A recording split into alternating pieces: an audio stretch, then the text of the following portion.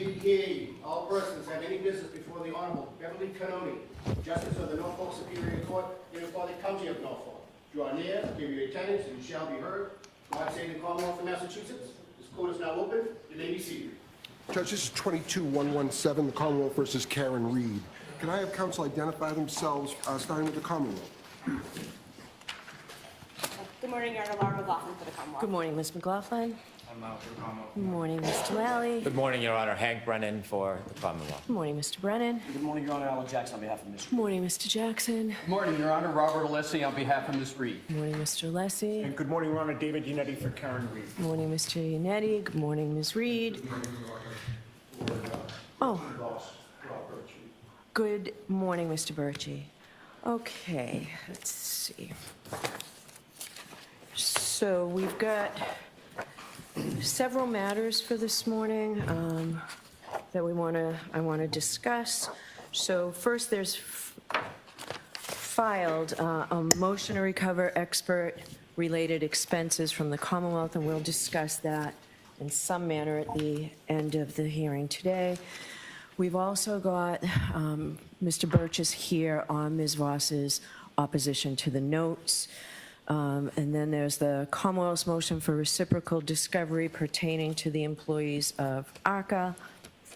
And the last one is the Commonwealth's motion to exclude witness Richard Green's debunked opinions. So those are really in that order, except I think we should start with the non-party Gretchen Voss's motion to reconsider regarding the notes.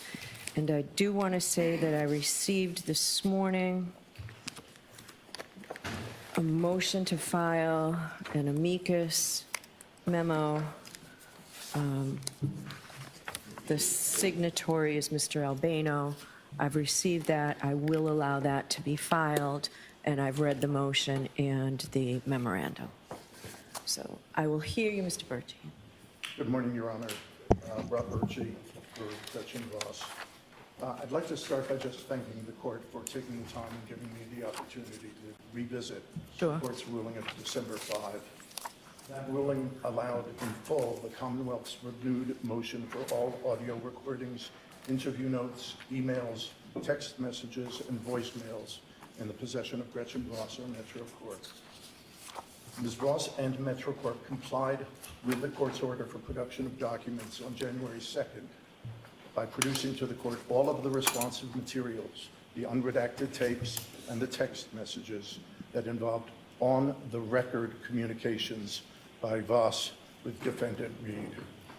I'm here today to implore the court to reconsider that part of its ruling, that also would require Gretchen Voss to turn over handwritten notes of an interview with Reed that the parties had agreed in advance would be off the record.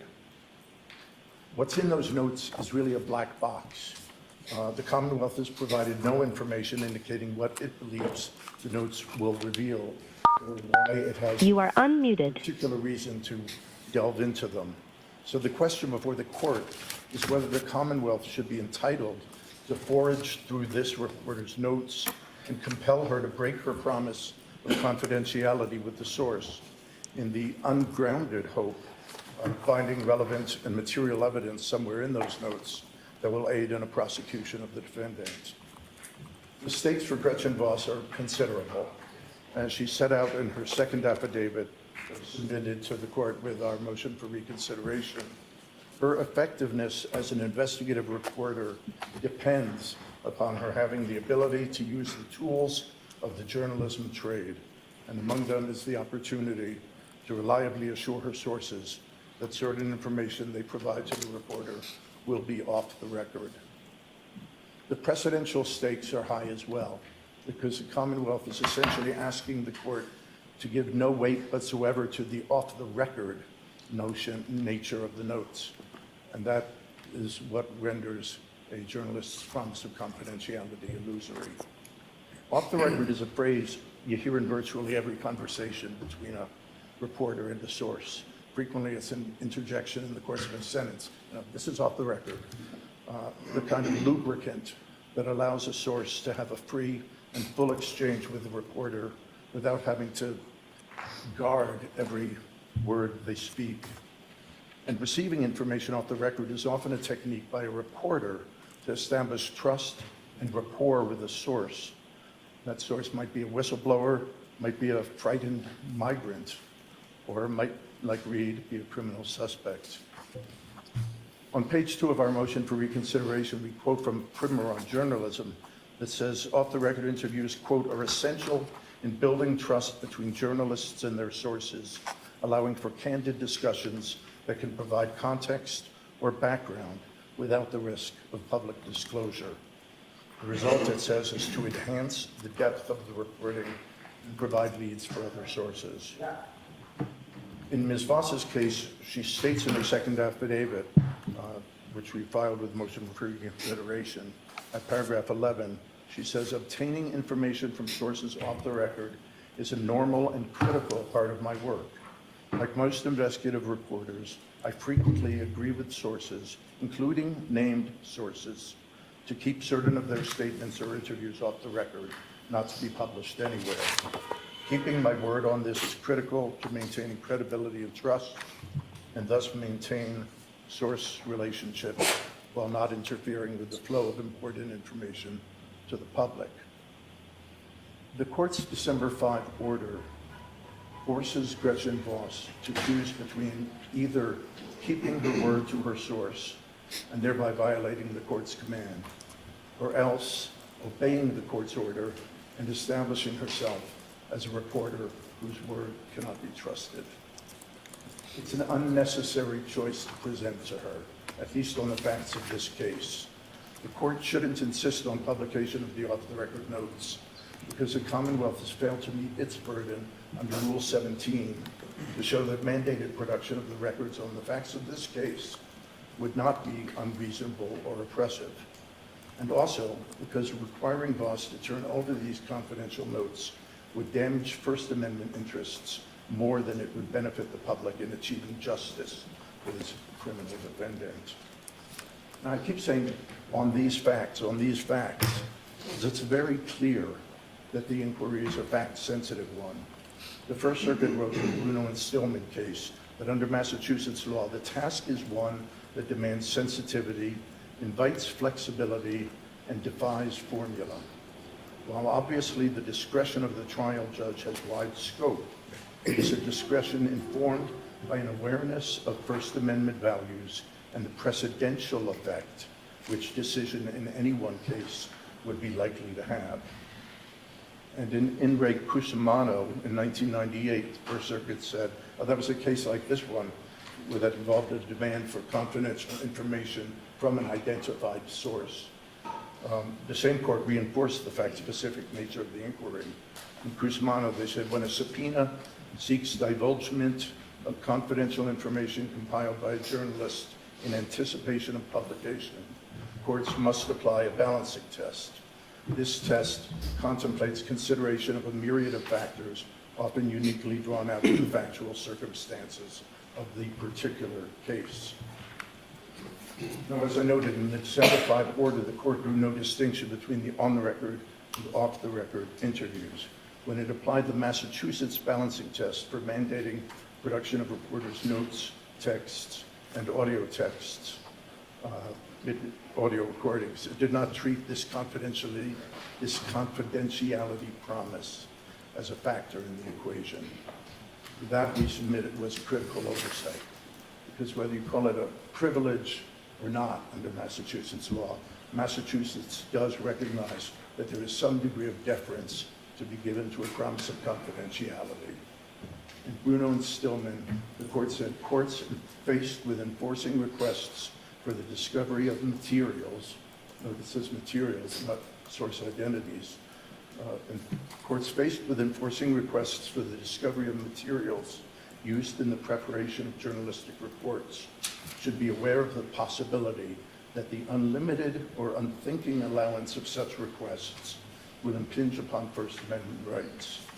In determining what, if any, limits should accordingly be placed upon the granting of such requests, courts must balance the potential harm to the free flow of information that might result against the asserted need for the requested information. So What are the factors that the court should look at when conducting an analysis under Rule 17 and under the balancing test? Taking Rule 17 first, set out in the LaRouche case, they cite the Nixon case where the Supreme Court ruled that in order to require production prior to trial, the moving party has to show, number one, that the documents are evidentiary and relevant, number two, that they're not otherwise procurable reasonably in advance of trial by the exercise of due diligence, number three, that the party cannot properly prepare for trial without such production and inspection in advance of trial, and that the failure to obtain such inspection may tend unreasonably to delay the trial. And number four, that the application is made in good faith and, critically, is not intended as a general fishing expedition. In short, the court was explaining that the special prosecutor in Nixon was required to clear three hurdles: relevancy, admissibility, and specificity. And the court held in Nixon that there was a sufficient likelihood that the tapes contained conversations relevant to the offenses charged, and sufficient preliminary showing that the subpoenaed tapes contained admissible evidence. In this case, however, there's been no showing that the handwritten notes contain information relevant to the offenses charged, and no showing that the handwritten notes contain admissible evidence. When you apply it to the facts of this case, there is uncertain relevancy of the information in the off-the-record notes. Not seeing them, it's hard to know whether they're relevant or not. But there's no specificity whatsoever in the form of a preliminary showing by the Commonwealth that the notes contained admissible evidence. Compare that to the materials the court ordered disclosed. The court found that there were indications in the redacted audio tapes that when unredacted, the tapes would contain relevant and admissible evidence. That's on page 5 of the court's order, which says the Rule 17 standard is satisfied, not only based on the tapes. But there's no examination whatsoever of whether the interview notes would be anything more than a fishing expedition. To the contrary, the fact that nothing from that interview that resulted in the handwritten notes, nothing from that interview was used in the story, and that would suggest that the interview did not contain significant relevant information. As to the balancing test and the First Amendment interests, here too, the December 5 order ignores the on-the-record, off-the-record distinction. That distinction matters. Confidential information is extra protection because, as stated in LaRouche, disclosure of such confidential material would clearly jeopardize the ability of journalists and the media to gather information, and therefore would have a chilling effect on speech. The court in LaRouche identified First Amendment interests that militate against disclosure of confidential information. One was the threat of judicial intrusion into the news-gathering process. Another was the disadvantage of a journalist appearing to be a research tool for the government. Number 3 was the resulting disincentive to keep outtakes, or in our case, keep notes. And number 4, the burden on journalists' time and records and resources in responding to subpoenas. And if you look, Your Honor, at the affidavit of Chris Vogel that was submitted with our original opposition, he talks about each of those factors in his affidavit from paragraphs 13 through 18. He says he worries that compelled disclosure may lead to a public perception that Mrs. Voss is taking sides in this case or is acting as an investigative arm for the judiciary. Trust in the news media is already fragile because reporters compile information for a living. They will always be attractive targets of discovery for one side or the other. The unrestrained use of subpoenas to compel testimony or documents from reporters will create or reinforce the impression that objective journalists are working as agents of the government or the defense. The Fourth Estate can only serve its role as a pillar of democracy if it has the public's trust. Second concern that editor Chris Vogel pointed out in his affidavit was that another risk of compelled disclosure is that it becomes easy, if it becomes easy or routine to subpoena journalists to hand over their interview notes, the legal and administrative costs of battling or complying will chip away at the precarious resources of much of the media.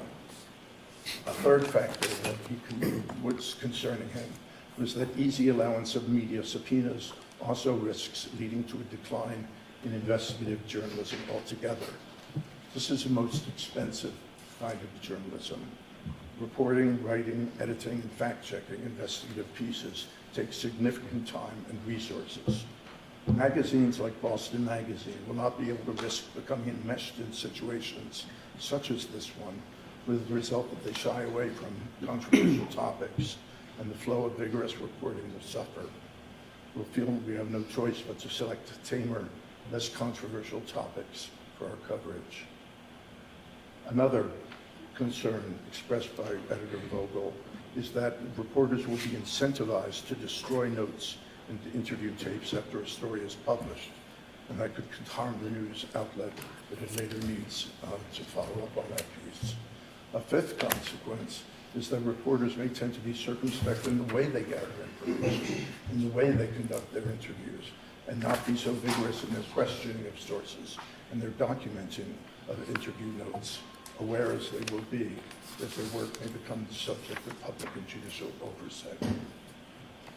And finally, one factor that separates this case from many other cases out there is that Gretchen Voss has been the subject of invasive vitriol simply for writing about this controversial and very public matter. Public disclosure of her interview notes in this case risks putting her again in the limelight and triggering a new round of harassment. Now, the court mentioned in its ruling that it appeared that she was no longer in fear of harassment because she had attended every day of the trial. I would submit that that shows that she was dedicated to covering the trial, come what may.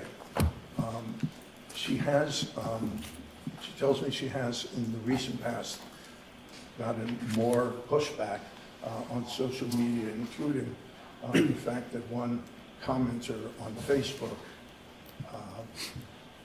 who I won't name, posted her personal telephone number for everyone. And the commenter to that post suggested I'll call her right away. And she's received several strange phone calls since that time.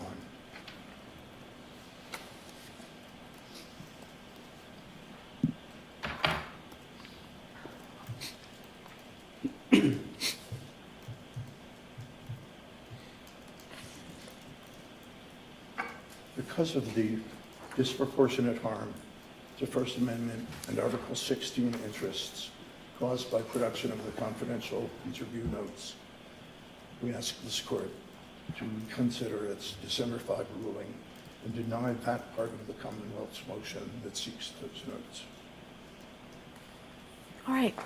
Thank you very much. Thank you, Your Honor. I do have one point to make to you, Mr. Birch. In the amicus brief, or the memo that was filed this morning,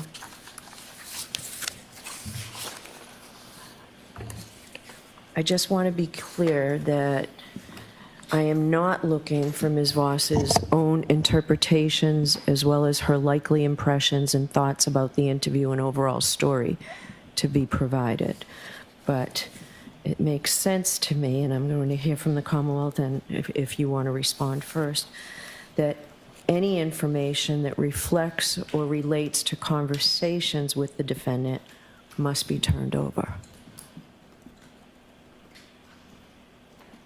I'm not sure what the question is. So I'm not looking, the amicus brief and your argument suggests that if I order these notes to be provided, and just to be clear, I do appreciate that they were provided to me to review in camera. So I can see a distinction between what I'm being told, that generally all notes reflect the author's interpretations as well as her likely impressions and thoughts about the interview and overall story. That's not what I'm considering releasing. But I think in this criminal case, the Commonwealth has proven that any material that reflects or relates to communication with the defendant must be turned over. So what I'm going to propose is that I do believe that there's some material in these notes that I don't need to provide to the Commonwealth, that I don't need to order be provided to the Commonwealth, that are just sort of observations. It's the communication between the defendant that's critical here. So I'm going to give you the opportunity to propose redactions to me. I have the notes, and you can propose redactions to things that are not reflective of communication with the defendant, observations, things of that nature. Well, Your Honor, there's nothing in the interview notes that is reflected in the story except architectural details, that there's a rosary on the bureau, or the wall is blue, or whatever it might be. And I went through the notes with this question in mind.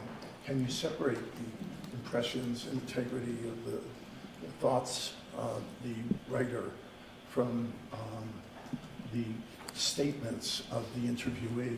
And I don't think they're distinguishable. I think they're Okay. all melded together in one. And frankly, it's her selection of questions that she asks Ms. Reed that gives an eye hole into what her thoughts are about the case. She shouldn't have to produce that work product. And the Commonwealth hasn't shown that there's any more relevancy to these conversations with Gretchen Voss than there would be with any other conversation that Ms. Reed had with anyone else. There's no reason for the Commonwealth to be going after Gretchen Voss as a reporter for this, other than the fact that she's a reporter and she's done the investigative work already, that presumably the Commonwealth has already done. Okay, Thank you. thank you. Commonwealth? Your Honor, I'll simply say we defer to the court's judgment and whatever limitations the court imposes. I have no further argument. Okay. All right, so I'll take this under advisement. Thank you. All right, so paper 442. This is the Commonwealth's motion for reciprocal discovery pertaining to employees of ACA. And I know from when we were last in court, the Commonwealth was perhaps having conversations with the federal people to see if you could get anywhere with this. Is there anything I need to know in that regard? And if we need to do it at sidebar, we can do it at sidebar. I don't think there's a need, Your Honor. Okay. Although it's not incumbent on the Commonwealth to pursue Rule 14 discovery of a party that's going to proffer an expert, Commonwealth made best efforts anyways. I filed a TUI letter, and I was unexpectedly not disappointed when I received a response last night. It's insufficient, it's inadequate, so the issue of pursuing Rule 14 discovery through the proponent of the expert, that being the defense in this case, is something that is a matter we're going to have to address. Okay. I did speak to the defense this morning. Since the TUI letter came last night, they have, I don't want to speak for them, but have asked if we would consider some time so they can respond. I am content if it gets deferred until the next date, but it is an argument that needs to be made. Okay, who's arguing now for the defendant? Good morning, Your Honor. Morning. I agree with Mr. Bennett's recitation of our conversation this morning. If it pleases the court, we did get that TUI letter. I was copied in on that letter late last night, reviewed it last night. I think that it'll be incumbent for me to at least analyze that letter in a little bit more detail and utilize that letter in my response to the Rule 14 argument. So if we could have another date. Whatever Sure, the well, next we date have is. next week, Thursday and Friday scheduled, That's what I was so thinking. we'll do this next week and come up with proposals on how we can certainly not violate anything that the federal court has said we can't do, but ways that we can go about it. We'll be mindful of All it. right, so if you can work on that, I'd appreciate that. So I will take the lead from the two of you on that. Thank you. Okay. All right, so this brings us to the Commonwealth's motion to exclude defense witness Richard Green's debunked opinions. So I have received a great deal of pleadings on this. So the Commonwealth's motion, and there was a affidavit attached, a report attached from Mr. Whiffen. The defense has filed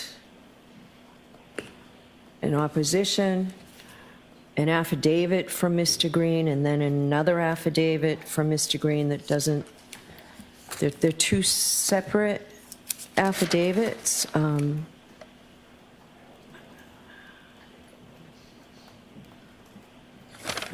And the affidavits are clearly different in substance, so I'm a little, I don't know what you want me to think about that, but why don't we hear the Commonwealth on its motion first?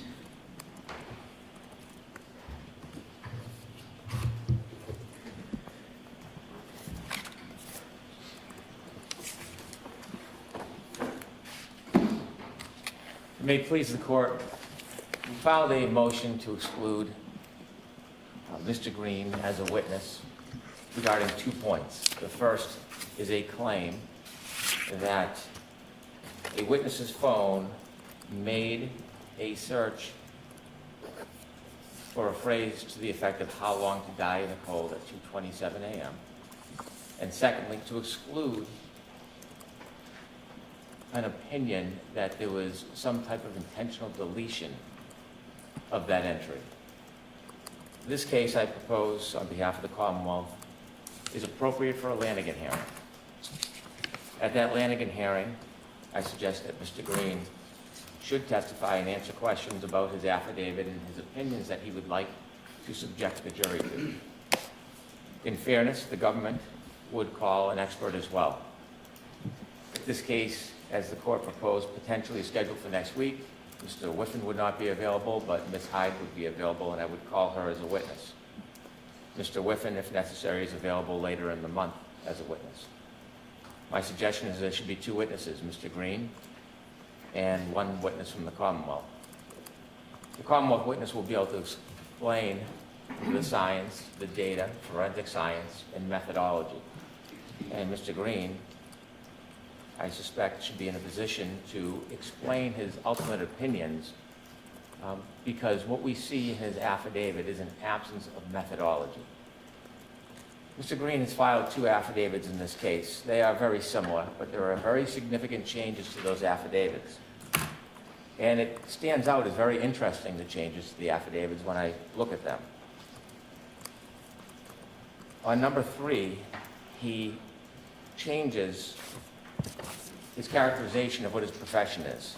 He originally calls himself a forensic technician, and then the updated affidavit cites that he's a computer network technician. Now that is odd because usually a professional knows what they do for a profession. Recharacterizing the simple explanation of what he does stands out. Also stands out when using technical terms. They either were wrong or changed from the first affidavit to the second affidavit. For example, number 9, he talks about the download as a full file system extraction, then changed to an Apple iOS full file system. My point is that when you look, this isn't simply misspellings or poor grammar. There are terms of art that are wrong between the affidavits or changed. When you're using the terminology of an item that is a forensic tool, such as gray key, it is spelled wrong throughout the affidavit. And so it seems to me that Mr. Green's affidavit had some assistance in building it. And the tone of the affidavit supports that thought. When we look at Mr. Green's affidavit, it is not that of a forensic examiner, it's that of an advocate for the defense. When we look at his affidavit, there is quite a bit of advocacy, insinuations and surmise and conjecture and claims that have no factual basis, but there is little on methodology. In ways, it is a very dangerous affidavit to simply make assaultive comments that a user did something, purposely deleted a very important phrase, how long to die in the cold, without any forensic data or evaluation or validation. Similarly, when we look at his affidavit, it is replete with accusations suggesting, but never proving, never providing fact, that there was some type of manipulation or tampering with evidence. Now, this is not the role of a forensic examiner unless there is proof, in fact, that happened. But when we look through his entire affidavit, we don't see any attachment of raw data, or we don't see an updated report. We don't see any viable information that in any way supports his speculative accusations. And so the defense, without having an opportunity for Mr. Green prior to trial, stand behind these statements under oath, would like him simply to come before the jury, make these salacious comments, and then leave it to the government to knock it down. And that might be a common approach reviewing the transcripts of this case, but the Commonwealth does not intend to simply let evidence come in that's not qualified, that's not factually sound, and then go knock down glass houses. That is not the approach the government is going to take to this case. If Mr. Green is going to testify, he should have a report that is factually based with methodology supporting these claims, these narratives that he's proposing. Considering testing in this case, there are certain tools that are used. The defense wants to propose that there is some type of race that Mr. Green looked at or used more tools than a Commonwealth expert. The tool is simply software. A good analogy is that of an X-ray. Anybody can take an X-ray, but it takes an expert then to interpret the X-ray, to interpret the data.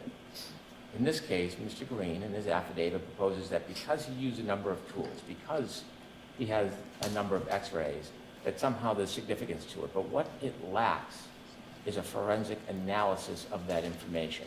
And it is clear in his affidavit that it lacks that. He cites two opinions. His first opinion is based on Cellbrite processing and Axiom processing. I'm not going to go through all the little details that we dispute or go through a technical assault on each point, although that may come at some point. But the overall idea of this evidence is why this should be subject to a Lanigan hearing and why we are willing to call our own expert as well, so that the record is clear and the science and data is clear. Instead of doing validation or testing, relying on Cellbrite, what Mr. Green has done in section number 13 of his affidavit is step aside from methodology, and instead he cites that he called Cellbrite technical service. Now, this is the forensic examiner who is supposed to go through the process, and yet he defers it to technical support of Cellbrite. Technical support in Cellbrite he relies on to say that this artifact where this search is stored is appropriate. And he remains standing on that foundation as why somehow there's some validation that this search occurred at 227. But then when he learns that Cellbrite, after actually doing analysis and study and updates and engage in methodology and review, determined that the way that was assessed is unreliable and the program has been updated, which no longer shows the 227 search at 227, and I'll explain why for good reason, and I'm sure the court has heard this before. Mr. Green then denounces the very source that he relies on. And so on one hand, he's saying, I relied on technical assistance of Cellbrite, but then when they told me what I didn't like, I can ignore that part. He then defers to Axiom. Axiom, the defense touts, is a separate source that reinforces the same point when clearly it doesn't. You can see in number 14 of Mr. Green's affidavit, he talks about the fact he uses these different programs because he wants to view data. And that gets back to the X-ray analogy. He is viewing data from many different programs that say the same thing, but he never goes on to analyze it. What is troublesome about his affidavit in section 14 is he attempts to use resource material to convince this court that rather than methodology, these summary statements are something that the court should rely on. And so what he does is he takes an excerpt, page 7 of his affidavit, number 14, and he says that he reviews the Axiom user manual describing the artifact as follows, that the artifact is in Safari suspended state tabs, and then has a last interaction date time, and the date and time of the current tab state when it was last interacted with on the local device. And so he's taking a piece of the manual, they don't introduce the manual, and he tries to use that to buttress that this search happened at 227. What you're not offered is that in the Axiom notes, in their artifact reference guide for the description of Safari suspended state tabs, which he's referring to, and this is the death knell, really, for the analogy that the defense tries to make. The Safari suspended tabs contains the current state of each browser tab in Safari that is currently open on the local device. The date and time are only updated when the user interacts with that tab on the local device. Since these are local tab states, results from the artifact may contain an earlier date and time compared to the results in the Safari history artifact if iCloud Safari synchronization is enabled across multiple devices on one iCloud account. And so, by Axiom itself, it makes clear that an artifact in a tab can reflect a time that is much earlier than the actual search. And this has been presented to the court, and we've provided the trial transcripts of Ms. Hyde and Mr. Whiffen. When a tab is open, many tabs can be open, it is open at a particular time. And if that tab is reused, the original time will imprint. And so, certainly Mr. Green knows of the Commonwealth's argument. He knows of the opinions by Mr. Whiffen and Ms. Hyde, because he takes shots at them or makes mention of them in his report, and yet he does nothing as far as validation to consider the arguments and dispel them. He does nothing in his affidavit to address the methodology. Quite to the contrary, when you see Mr. Whiffen and Ms. Hyde's reports, it isn't baseless opinions and advocacy of a side. When you look at their reports, it is replete with methodology, fact-based, information-based, the study of the particular device at hand. The contrast between the actual use of methodology that is reflected in Ms. Hyde and Mr. Whiffen's report and this affidavit is so clear. Now, there are two opinions that are proposed pursuant to this affidavit. The first is the claim that How Long to Die in the Cold was somehow inputted at 227. The only effort that appears in this affidavit by Mr. Green is in section 15, where he did a low-level analysis of the wall file.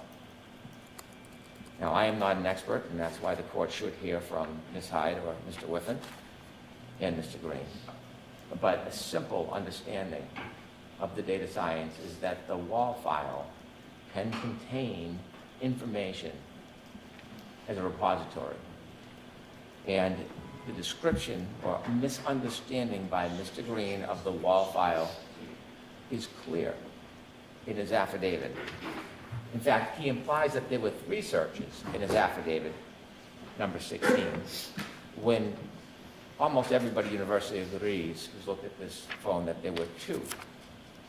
And so there's no surprise that his second opinion is an attempt really just to create confusion, to disparage and to make claims that are factually untrue.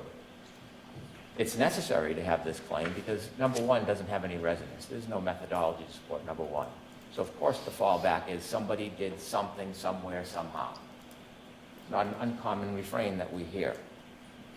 And so what the claim, or the opinion number two, the defense would like the jury to hear is that somebody somehow, whether it was a person, presumably the witness in this case, or the police somehow manipulated the phone.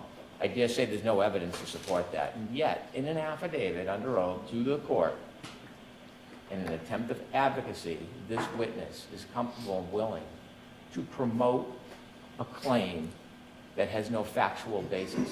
If a witness, an expert, is going to promote in an affidavit a claim with no factual basis, we should not trust, without vetting that witness, that their other claims have any merit or value. In opinion number two,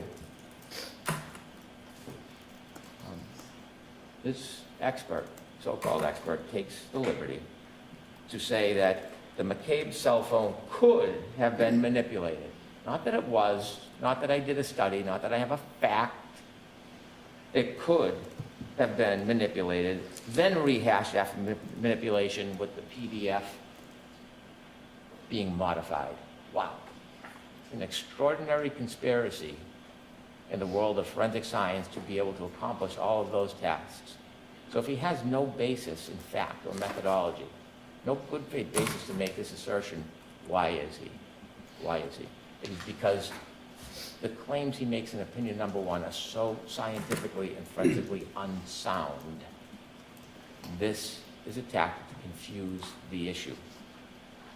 And think about the import of this baseless claim by Mr. Green. It is suggesting that a witness with no other evidence whatsoever was involved in a conspiracy to murder somebody. That's the implication that he wants the jury to be confused by. Otherwise, there'd be no other reason to make the suggestion.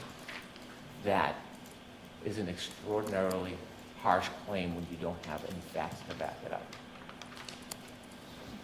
Now, how could one cause manipulation? There is scientific ways that could be explained how manipulation could occur, but we don't see any of that in this affidavit because it didn't exist in this case, because there was no deletion or manipulation by the witness. There was no manipulation by the police who processed this phone. If there was, there would be some proof. This affidavit speaks volumes by the absence of fact and data and science. Mr. Green does nothing to try to demonstrate that there was user deletion on this phone or that there was manipulation by the police.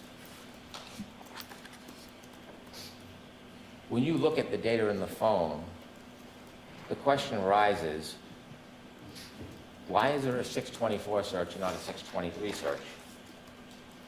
The phone stores the last entry into the tab. It's not just science, it's common sense. Common sense that Mr. Green ignores. And so not being able to prove user manipulation because it didn't happen, he turns to police manipulation.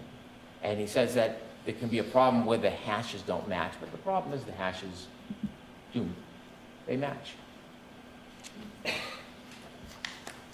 He complains that he did not receive the PDF when he received the download. And because there was a production at different times, he then sprints out into a different universe and suggests that somehow it must be because there's manipulation. And again, doesn't prove it. There's actually ways that a real forensic examiner can look at the PDF, the gray key file, and the phone and determine whether manipulation occurred. There's a program called XMP and another one called Magic. The problem, most expert witnesses went through that process. No manipulation. But Mr. Green doesn't even go through the process to disprove his own theories. If he used methodology, he could simply dispel his own claims. It's either he doesn't understand the forensic technology to do that, or he chooses not to do it so he can just posit hand grenades throughout the case and let them resonate wherever they fall. In an attempt to create some doubt or uncertainty or merit some conspiracy, he lists a number of what he calls anomalies, which are really not anomalies at all. I could go through each one of them. I could give a difference of opinion. I could show that Mr. Green's anomalies have no basis in fact, but suffice to say, I think this should be done by qualified experts, and that's why there should be a Lanigan hearing. There is such misunderstanding of forensic science in Mr. Green's claims and anomalies. If he's going to make these assertions before it goes before a jury, he should sit in the witness seat under oath, as the Commonwealth witnesses should as well, and he should justify, explain to the court why he did not engage in methodology and how he has come to these extraordinarily baseless, inaccurate, and prejudicial claims. The Commonwealth has to, the court rather, has to look at Lanigan and whether or not a hearing is appropriate in this case. When we look at the different non-binding factors of Lanigan, we look at number one, whether it has been generally accepted in the scientific community. The software has been generally accepted in the scientific community. So hasn't the effort of a forensic examiner, the expertise. And the defense complains in their motion, the Commonwealth has not properly addressed the methodology of Mr. Green. Well, the reason why is Mr. Green does not provide any methodology. So this is the way to address the methodology. Number two, the opinions have been or can be subjected to testing.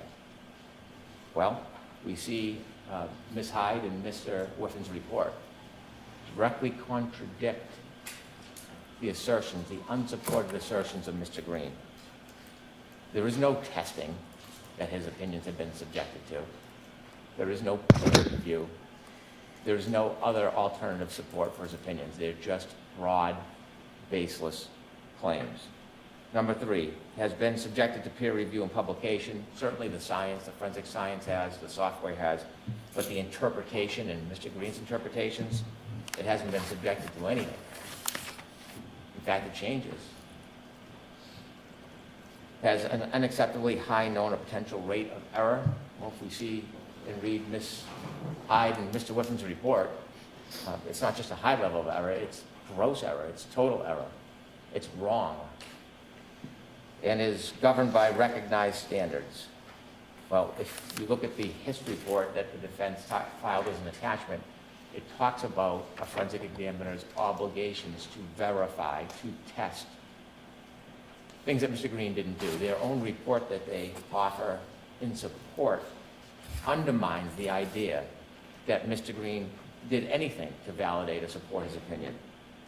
And as we see from both Selbright, he does not follow the protocol. He does not follow Axiom or the guidance that they give him. He sidesteps both of them to give the opinion he wants to advocate for the defense. At every turn, the positions of Mr. Green are not only unsupported, they're unverified. And so what arises from this subterfuge is that Mr. Green is really just a vessel, or an attempted vessel, for the defense, third-party culprit defense. It is not lost on me, I'm not unmindful of the data on the phone being a search how on Diane Cole that occurred after 6 a.m. in that morning coincides with first responders' testimony that the defendant herself was asking these very same questions around that time about Mr. O'Keefe and how long he could survive Nicole. Under the extraordinary broadness of circumstances and the depth of the amount of witnesses and information in this case, it is hard to think that that just happened by happenstance.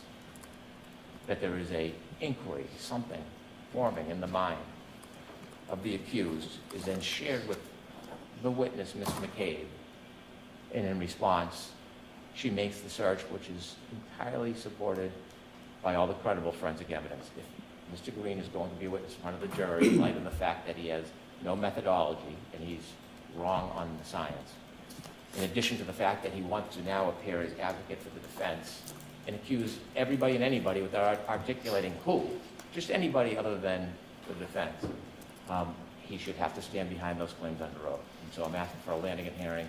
We are not shying from our burden. We're more than happy to bring in a witness so the court can contrast the two. Thank you. All right, thank you.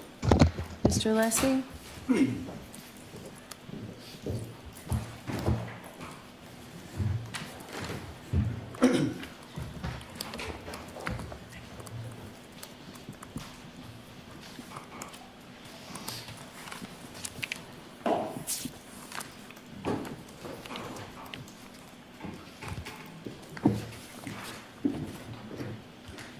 May it please the court.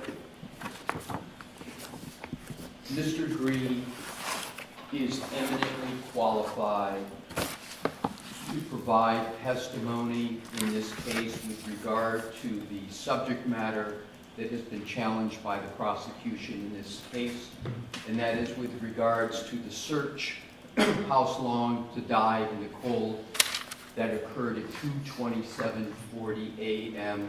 on January 29th, 2022. Mr. Green, and I want to cover the baseline for this hearing first.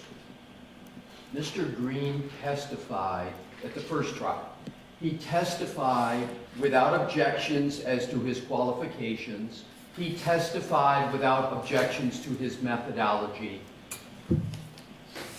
Your Honor sat, obviously, and presided over that trial. Your Honor did not issue, after his testimony, any limiting or curative instructions with regard to either his qualifications or methodology, nor did the prosecution, after his testimony, stand up and ask for any such limitations or qualification.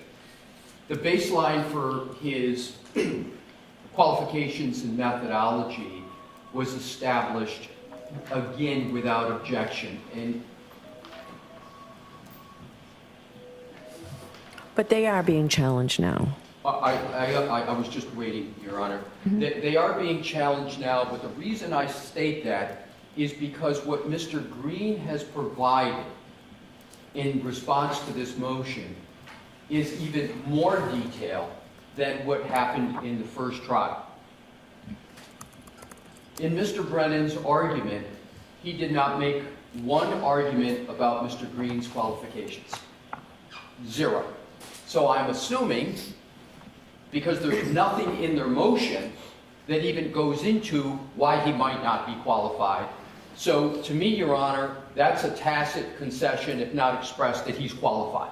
And of course, he has to be qualified in digital forensics because there are 5 other areas of digital forensics opinions and methodology that Mr. Green is testifying about that has not been challenged. So to me, it is rather odd right off the jump that there's no challenge to 5 other areas of data forensics, and there's just this challenge to one aspect of his whole testimony and opinions. I have provided Your Honor with 2 exhibits demonstrative in support of my oral argument. Exhibit 1 is entitled Digital Forensics Methodology Regarding Subject Artifact, and Exhibit 2 is entitled Digital Forensic Product Tools Used by Witnesses. The Commonwealth has agreed to my use of those exhibits. They had some, I agreed to theirs, and I would like to, Your Honor, use those in a moment. The Commonwealth, in its oral argument, said 10 times just now that there's no methodology and that Mr. Green does not articulate a methodology. That is incredible to me because the opposition and Mr. Green's affidavit, in fact, are replete with the methodology. And here is the key, Your Honor. While Mr. Brennan challenges the methodology, none of his witnesses, neither Mr. Whiffen nor Ms. Hyde, challenge the methodology. As a matter of fact, in their 2 reports, Neither of them even describe Mr. Green's methodology, nor do they challenge it. And of course they can't, because it's the same exact methodology that they use. And that's what I would like to go to now. Exhibit 1 is entitled Digital Forensics Methodology Regarding Subject Artifact, J. McCabe iPhone Data. And I prepared this. This is just what's in our opposition. It's in Mr. Green's affidavit, but it summarizes what the methodology is that we're talking about here. What is that methodology? Step 1, you receive, and this is to answer the question about what is the proper interpretation of the artifact in question that everybody agrees is the artifact. Step 1, receive a full file system image of extracted data from the Commonwealth. For example, the defense received it on a USB thumb drive. That's undisputed. If you look at the reports of Ms. Hyde, you look at the reports of Mr. Whiffen, they all say they received a full file system image of extracted data. So step 1 in the methodology that everybody agrees to, everybody agrees that occurred. Number 2, verify hash signature value of image file of data received. This is very important because hash values with regard to forensic data is extraordinarily important for it to be proper because it's the signature, the fingerprint, that allows data forensic examiners to be sure that the data that they're giving is sacrosanct. It is not possible for manipulation. The Commonwealth just said that Mr. Green has hurled several accusations without a basis, one of which regards the potential for manipulation of data. And it's remarkable that there is even an issue about this dispute. Mr. Green did put in his affidavit an unprecedented situation, and it is this. Mr. Garino, Trooper Garino, in his April 2023 report, which is an exhibit to our opposition, states that when he got the phone of Ms. McCabe, he used Cellebrite UFED, a tool of Cellebrite, to image the phone. And that's all he sent to the defense in the beginning. Why is that unusual? Because what happens in every case, without exception, is that the law enforcement sends the raw image, original data that has the hash signature on it. And the hash signature is an algorithm that produces, they call it, in this case, SHA-256. What it is it's a stamp of reliability that says, as soon as we got this data,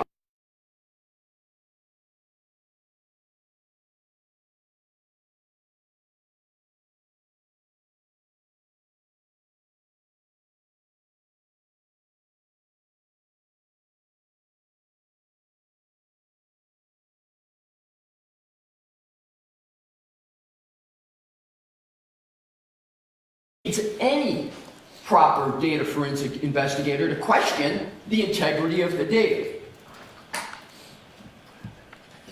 If you turn to, Your Honor, Mr. Whiffen's very long December 20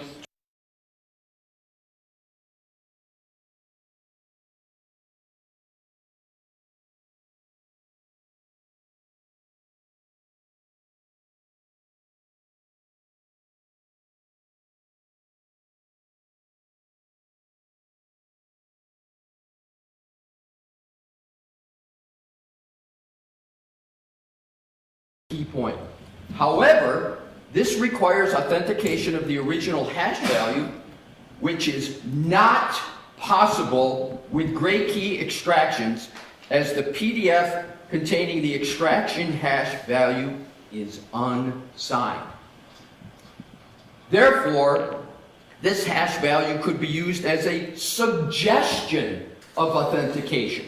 That's all a fancy camouflage way of saying, Mr. Whiffen saying, I can't validate this hash value because of the way Trooper Guarino processed it, because he didn't do it, Trooper Guarino, the right way when he got it. And why is this of concern?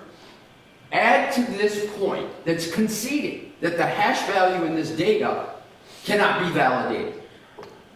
How did the defense get this? When Mr. Guarino used the Celebrate UFED reader, all he turned over in the beginning was the UFED reader report. He didn't turn over the data, the full. So Mr. Green had to ask for the data. Then what happens, misstep number 2, Trooper Guarino only provides a PDF of the hash value. He used Gray Key, which was a mistake, because Gray Key, you can't get the original hash value. Mr. Green had to go back a second time and say, no, we don't want just a PDF. We want the full extraction. Finally, after the second time, the defense got the full extraction. And that's when we discovered that the validation was improper. It's not Mr. Green that is coming up out of thin air with these issues.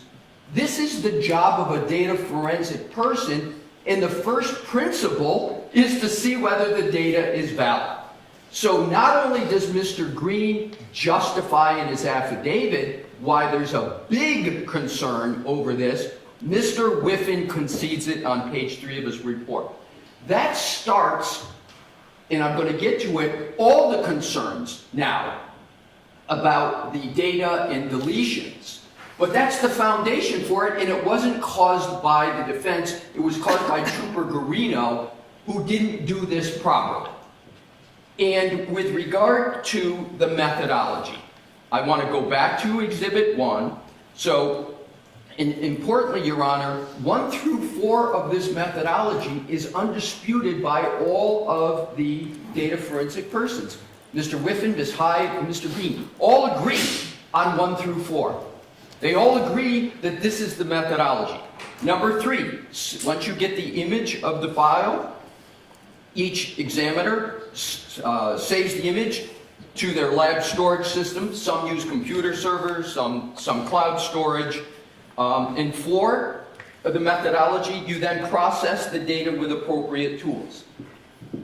Nobody disputes that Cellebrite Physical Analyzer and Magnet Forensic Axiom are 2 of the many tools that are available to use. There's a dotted line that I've put there, Your Honor, because 1 through 4 is undisputed by all 3 data forensic examiners. Number 5. And 1 through 4 is usually all one needs to do as a data forensic examiner.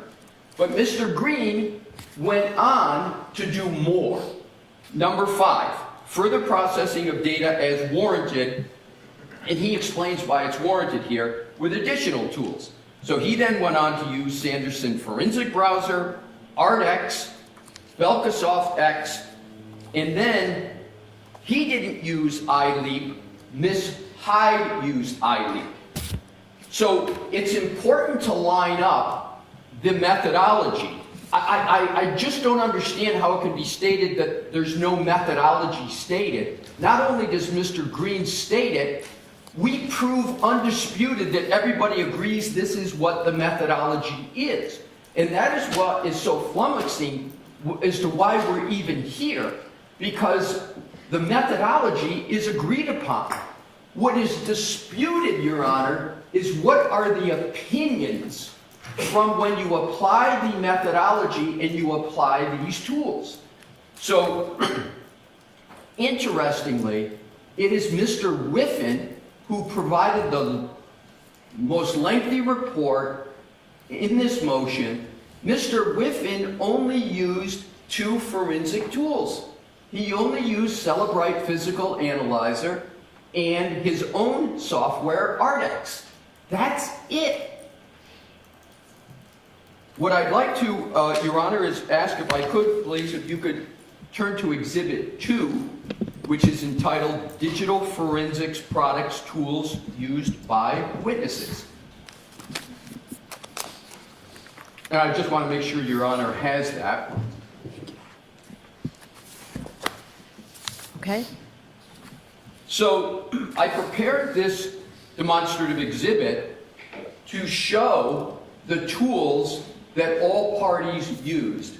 And the purpose of this is to show how closely Mr. Green and Ms. Hyde match up with the tools used, and how insufficient Mr. Whiffen and Mr. Garino are. So, if you look at the left-hand column on Mr. Green, and I color-coded it to try to make it easier, you see 7 tools used by Mr. Green. You see 6 tools used by Ms. Hyde in May of 2023. Many of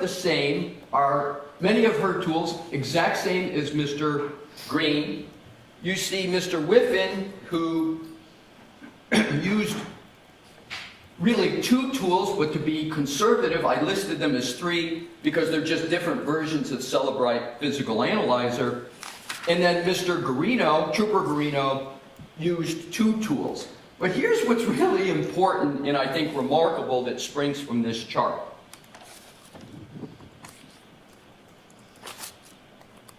Mr. Green did more, had a more encompassing and comprehensive review than any of the witnesses here. And back to Exhibit 1, he did 2 more steps in his methodology than everyone else. So 1 through 5 of the methodology, everybody did. 6 is analyze overall user activity, artifacts of interest, timelines of interest, and anomalies such as deleted data. 7, reporting as appropriate pertinent artifacts, other artifacts. For this motion, Mr. Green did 6 and 7, and no other witness did that. The issue in this case as to whose interpretation is correct is an opinion issue. It is not a methodology issue. And Mr. Green makes that very, very clear in his affidavit that the difference is in opinions. Interestingly, on the very key subject of whether the artifact and the interpretation of it is a difference in methodology, a difference in application of methodology, or an opinion, which is not the subject of a Dalbert Lanigan hearing. Opinions are not. Here's what Mr. Whiffen had to say about the issue. This is Exhibit 2 to our opposition. It's the June 17, 2024 testimony of Mr. Whiffen, page 1-10, starting on lines 14, the question. And what, if anything, did you find with regard to the web history artifacts? Answer, and this is Mr. Whiffen. So the 2/27/40 timestamp was correct insofar as that is the time that is shown within the database. It was indeed a deleted record. But the interesting thing was why the timestamp said 2/27/40. And I did some testing on this and discovered the reason why 2/27/40 was actually listed in the database, even though that's not the time. Here's the key, in my opinion, that the search was conducted. So Mr. Green's opinion is, after applying the methodology that everybody agrees to, after using the same tools as every other witness for the Commonwealth used, plus more, Mr. Green's opinion is, to a reasonable degree of scientific certainty, that that search And that record that everybody saw at the time of trial, at 22740, house long to die in the cold, Mr. Green says it means what it says. The search occurred at that time. Now, the Commonwealth, in its recent reports, and they did this also at trial, they said, yeah, we see it, it's in there. Ms. Hyde said, I see it, it's not only in there in Celebrite Physical Analyzer, I used Axiom, just like Mr. Reed. Mr. Whiffen didn't use Axiom. Ms. Hyde said, and I'm going to point to it specifically, Axiom shows it as a 220, that search is a 224. In fairness to trying to get the best decision for Your Honor here, they disagreed, Mr. Whiffen and Ms. Hyde, as to whether that meant the search actually occurred at 22740. That's the opinion that's disputed. So in fairness to the issue and accuracy, those witnesses diverted at the end as to whether what that timestamp showed, 227:40 a.m., did the search really occur then, or as the Commonwealth said, did it occur at 6:23 in the morning? Mr. Whiffen says it's a difference of opinion because he says it's my opinion. The Commonwealth in this motion tries to make it seem like it's an issue of fact, and that Mr. Green doesn't have any fact. Well, Mr. Green's got a lot of facts, and he also, of course, has an opinion. So what we have from these two demonstrative exhibits, Your Honor, is a statement of the methodology in Exhibit 1 that every witness agrees to. Not only is it Mr. Green put a methodology, but we prove up in the opposition that there's no dispute. What's interesting, Your Honor, and I think quite remarkable, is that neither Mr. Whiffen in his 40-plus page report of December 24, nor Ms. Hyde in her December 24 4-page report, neither one of them say Mr. Green's doesn't have a methodology. They don't say we dispute his methodology. It's the Commonwealth's attorneys that are making that dispute. And that is not appropriate. It's got to be your expert. And I think there's a reason why the experts of the Commonwealth are not talking about methodologies or saying there's a dispute, because it's objectively verifiable that there's not a dispute over the methodology. What is also important is what has happened since the trial. And what I want to do is give a baseline of the trial, because I think it underscores the two issues that Your Honor have in front of you: qualifications and methodology. And the qualifications, all I'm going to say about that is Mr. Green has 25 years of experience in computer forensics, and he has 18 years in digital forensics. And the 18 is only because digital forensics became a thing 18 years old. There can be no dispute, and I think that's why the Commonwealth didn't really say anything about it, is because if you lay down Mr. Green's experience next to Mr. Whiffen, Mr. Green testified 23 times as a qualified digital forensic expert in 7 different states. Mr. Whiffen, he's testified in 2 states, one of which was here, and he does not have anywhere near the years of experience. Here's another very important point: certifications. Mr. Green lists 3 certifications. He lists an enormous amount of constant updating, and I just want to state a point about digital forensic experts. They're not like medical doctors where you see people with PhDs, etc.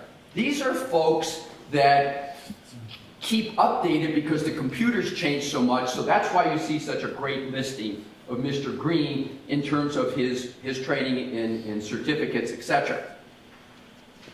However, if you compare Mr. Whiffen's qualifications to Mr. Green, and I'm again going to use Mr. Whiffen's own words with regard to his qualifications on his June 7th, this is again Exhibit 2 to our opposition, is June 17th trial testimony, page 1-6. Question, and this is a question from Mr. Lau. Now, with regard to your education in this area, what, if any, certifications do you have? Answer, no specific certifications. I've done the Celebrite coursework since joining Celebrite, but other than the 3-week course in Ottawa, and then again the 2-week course in Ottawa, those are police training things when he's a policeman. I don't have the SANS training or any of that kind of training certifications. Now, I am not here today to challenge Mr. Whiffin's qualifications. But how could it possibly be asserted that Mr. Green's not qualified if these are the qualifications of Mr. Whiffin? With regard to what has changed since the first trial, and I think this is incredibly important with regard to the methodology inquiry of Your Honor. I went through on Exhibit 1 the methodology that everybody agrees to. But the court doesn't have to take my word for it on this demonstrative exhibit because Ms. Hyde gives the best explication of the methodology that Mr. Green used because she used the same one before trial and at trial, but she's now narrowed it for purposes of a report, and I'm going to state and show exactly how. So Exhibit 4 to our opposition, Your Honor, is the May 2023 Digital Forensics Analysis Report of Jessica Hyde. And in that report, on page 3, she talks about, under forensic analysis, that she used, it's the exact same methodology. What are you, I thought you said Exhibit 4. Exhibit 4 is a transcript. It's a transcript of Ms. Hyde, but it's not a report. Okay, my fault, we have different numbering, but I'll go to the transcript. I'm going to go to the transcript with regard to it. So I'm happy to look at the report if that's what you're referencing. I'm but going where to do I go to the find report it? next, but if Your Honor's already at the, I can do it either way. If Your Honor is at the transcript, I'll go to the transcript right now. This is the June 14th transcript, Your Honor, of Jessica Hyde? Yes. Thank you. So, we're just, and please keep in mind that in Mr. Hyde's 2024 report, that Mr. Whiffin's report that is now before you, Mr. Whiffin only used, in his analysis now, Celebrite Physical Analyzer and Ardex, his own tool. He only used 2 tools. Ms. Hyde, in her 2024 report, which I will get to, is now down to just using 1 tool, Celebrite Physical Analyzer, because she states that's the only one I was asked to look at. So the Commonwealth went and narrowed the request of Ms. Hyde to just Celebrite Physical Analyzer. And what is going on here? It's very obvious.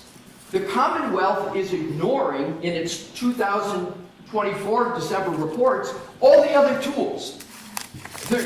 Even though those tools show this timestamp of 2/27/40 still, at that time, they now just ignore it and go to the Celebrite Physical Analyzer. That it's undisputed that Celebrite went back and changed it in the middle of the first trial with regard to 1 physical analyzer program. And then after the trial, the other physical analyzer program, they went and changed that and took it off.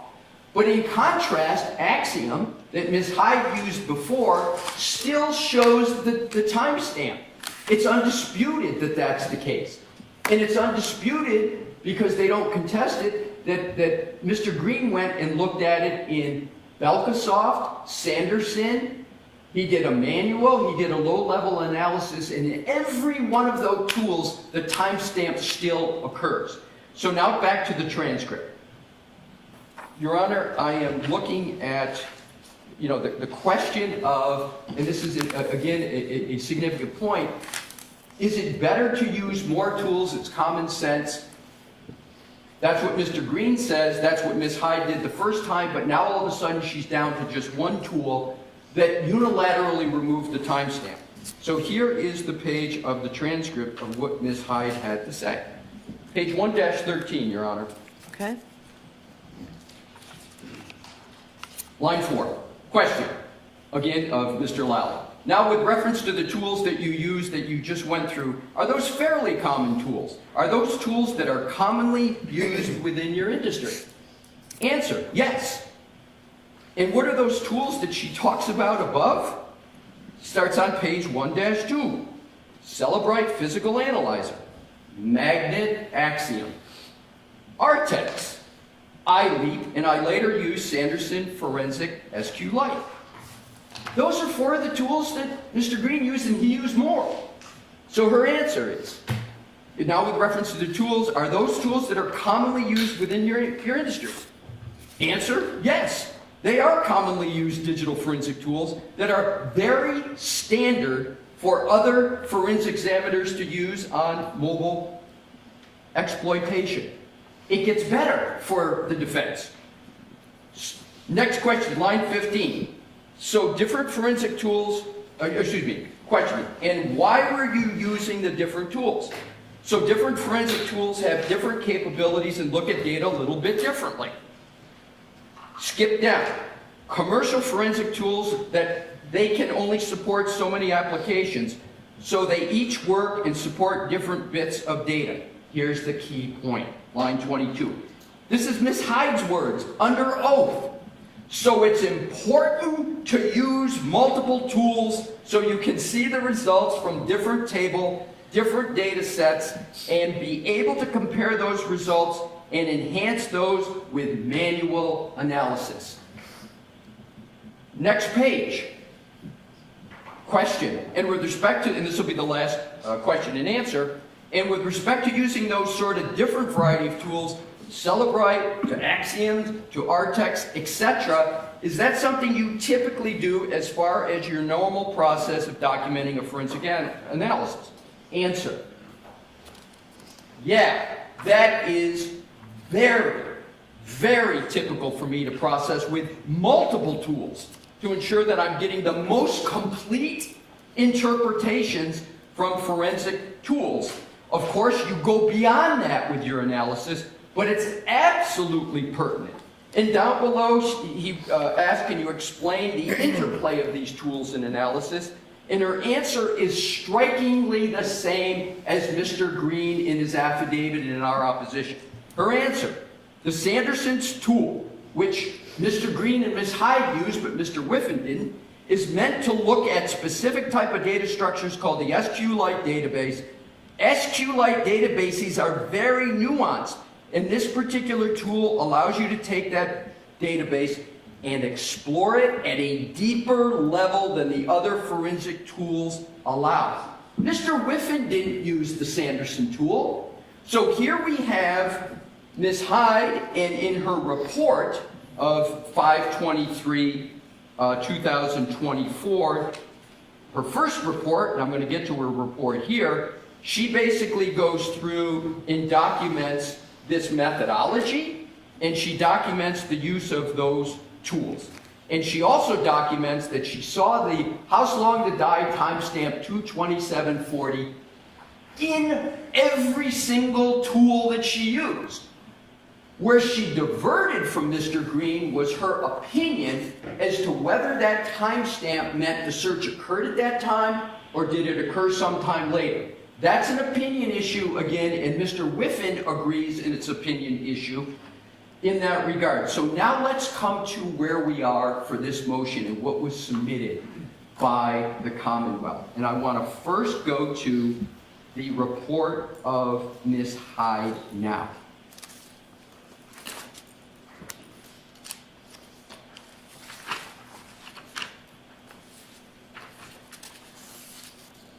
It's Exhibit 4 to the Commonwealth's motion. And it's entitled Digital Forensics Analysis Report. And there's been much said in the Commonwealth's argument this morning about allegations made by Mr. Green, which are all supported. Every single one supported with facts. But what the Commonwealth didn't tell the court is what the request was of Ms. Hyde. I just went through all the tools she used, why she used them, why she said it's best practices, why you use all these tools. What does she do now in December of 2024 to assist in the myopic approach of the Commonwealth to say, here's our studies, we only look at Celebrite Physical Analyzer, and it's gone. The search is gone, right? And we know why it's gone, because Celebrite, Mr. Whiffen, concedes that he went back and talked to the researchers, and what we have, Your Honor, is a total black box. And I'm going to point it out in a moment. Why is this no longer appearing on Celebrite Physical Analyzer? We don't know the answer. All that is stated is a bald conclusory statement that it's no longer reliable. That's it. We don't know why it's no longer reliable, but we know it's gone. And Mr. Whiffen never says, even though it's gone in one, he doesn't even address the other 4 or 5 tools, where it still appears. It still appears. Now to Ms. Hyde. Disquietingly, on page 3, look at the request, please. The request was to understand changes made in newer versions of Celebrite Physical Analyzer to artifacts pertaining to the timeline of a Google search on January 29, 2022, namely, House Long to Die in Cold. That is stunning. The request to her was simply to look at one tool that everybody knew by then Celebrite had deleted in their program. She then looks at evidence analyzed, second paragraph. This full file system image was processed with Celebrite Physical Analyzer, version blah, blah, blah, decoding engine, etc. Where is her analysis of Axiom that was in her May 2023 report? Where is her analysis of Sanderson? Where is her other analysis that if she went and did it, she would have to say it's still there? So what she goes on to say is very interesting, but it's buried, and here's what it is on page 4. After she goes through and states what everybody knows is Celebrate just went back and for some reason deleted it, she says under the chart, while manual analysis of the database still shows a 2:27:40 a.m. ET timestamp, the determination in prior analyses and from Celebrite is that this timestamp does not demonstrate that the URL was visited at the time of the last visit timestamp. So here she did a manual analysis, and it still shows up, but she doesn't explain the significance of that. If we want to talk about reliability, Your Honor, the real question should be the reliability of the prosecution's witnesses in Celebrite Physical Analyzer. So are you telling me that we should have a hearing? Your Honor, there's no need to have a hearing, and here's why. There's no need for a hearing because there's no disagreement on the Daubert issues. The dispute over what is the interpretation of this data, what are the people's opinions, is never one for Daubert. If that were the case, there'd be a Daubert hearing on every expert, because experts, almost by definition on each side, disagree on the opinions. We don't need a hearing, Your Honor, because they agree on the methodology, they agree that more tools are better, they agree that the difference is at the very end of the analysis, which is the opinion.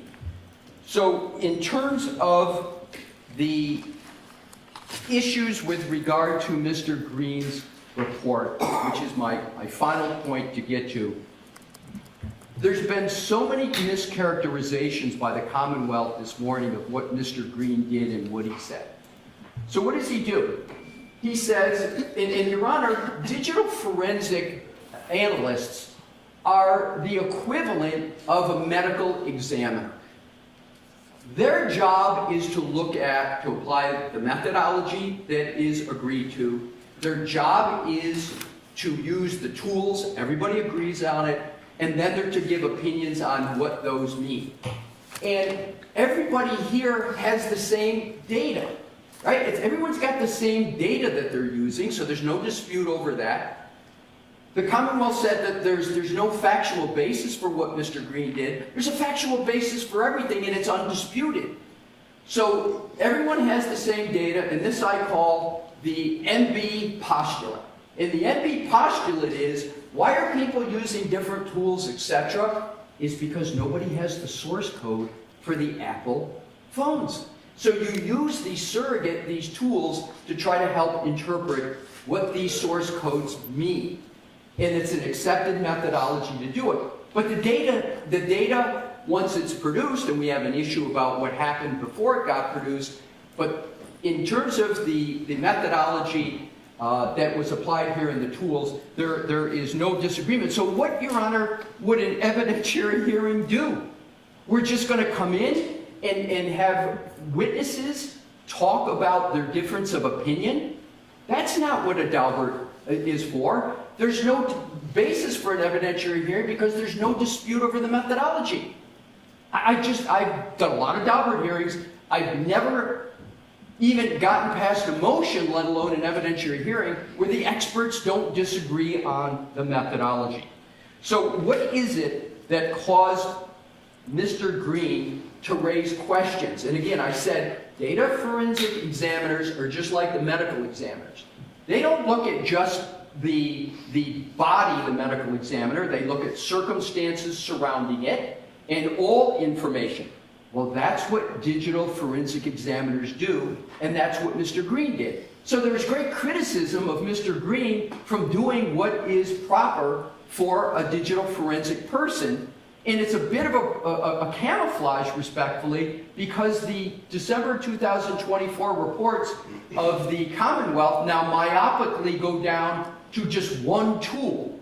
So what did Mr. Green say that caused him to say, I think it strongly suggests that there's been manipulation here?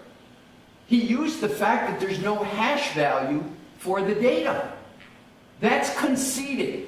And when there's an issue over hash value, every single digital forensic expert is going to raise concerns about the validity of the data. And Mr. Whiffen is one of them who did that. Secondly, what Mr. Green pointed out on the issue of was this search deleted, there were 4,056 searches on the phone of Miss McCabe. 4,056. There was one deletion out of 4,056, and guess which one it was? House long to die in the cold. There are no odds that that can happen randomly, that one search out of 4,056 is deleted. So what does Mr. Green say? He says that strongly suggests one of two things. Either there was user interaction deletion, or there was post-imaging manipulation of the data. He doesn't accuse individuals. He says user interaction or post-imaging. That is the job of a digital forensic person, to point that out and say that raises concern. The fact that there's only one deletion of a search out of 4,056, I think it's malpractice if a digital forensic examiner doesn't point that out. Another key thing he points out is an anomaly. The Commonwealth said there was a tab number for Hakamak Sports, in that they said it was the same tab number for how long to search or how long to die in the cold. But Mr. Green points out that's incorrect. They had two different tab numbers. So that theory of the prosecution can't be right. So Mr. Green wasn't hurling accusations. He was doing what data forensic examiners do, is pointing out all these anomalies. These aren't things you normally see, and they're not explainable. Here's the last point I'll make, which there's also agreement. There's this deletion of this one search Mr. Whiffen can't explain why. He says, well, maybe it was a spontaneous deletion. There's no such thing in data forensics as spontaneous, and he doesn't cite any. Maybe it's because the search didn't load. Maybe it's because there was bad connectivity at where this search occurred. Well, that's interesting because a harder thing to load, the image that came up with food, did load. So you got to have stronger connectivity to get an image that dense. So what Mr. Green simply points out is that doesn't make any sense either. That is the essence of Mr. Green's affidavit. And Your Honor, just to be clear, when we sent in the second affidavit of Mr. Green, we put in the cover, and Your Honor may not have gotten this, that it was to replace the first affidavit because there were some typos, etc., etc. So you'll see two dates of the affidavits, and it's the later date, and I'm going to give you the specific one that controls. No, I have both. Okay, but right, yeah. The second one on the body of it does not say it's a supplemental or anything. If it was in the cover letter, that's what, they're both docketed, so they'll both remain I was docketed. just going to say, we wanted to have them both there for whatever purpose Your Honor wanted, but there's been some question about why two, and it's a simple explanation, one supersedes the other. So, Your Honor, in terms of, and this will be the concluding part of my remarks, in terms of the allegation that Mr. Green relies upon technical support at Axiom, and he relies upon technical support of Axiom, and the statement that is just remarkable, that that's the basis for his expertise. Mr. Green makes very clear that he did his own analysis, he used the tools himself, but here's why he called Celebrite. At the time of trial, Celebrite had two versions of physical analyzer on the market at the same time. One physical analyzer 7 showed the 22740 timestamp. It showed it, and it showed it in a deleted state. But the recent one, the one that Celebrite updated 1 week before trial, didn't have it. So that was the Insights, spelled oddly, I-N-S-Y-E-D-E-S. That didn't have it. So Mr.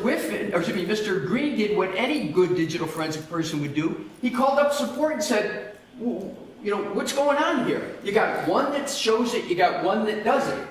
But he did what the NIST standards, the National Institute of Standards, and that's attached to Mr. Green's affidavit, says that good digital examiners use multiple tools, and when they have questions or they see anomalies, you call up the program people. You talk to their technical support. That's not someone inexperienced and relying upon them.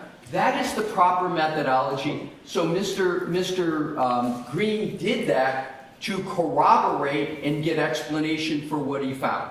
So in sum, Your Honor, here is what is before the court and what is pertinent for this motion. What is pertinent is the inquiry under Polk, which Your Honor cited in your decision on Dr. Russell. It comes down to, is Mr. Green qualified? There's not even a contest. Second, is his methodology reliable? And Your Honor, those are the only two subjects that are ever proper for a Daubert hearing.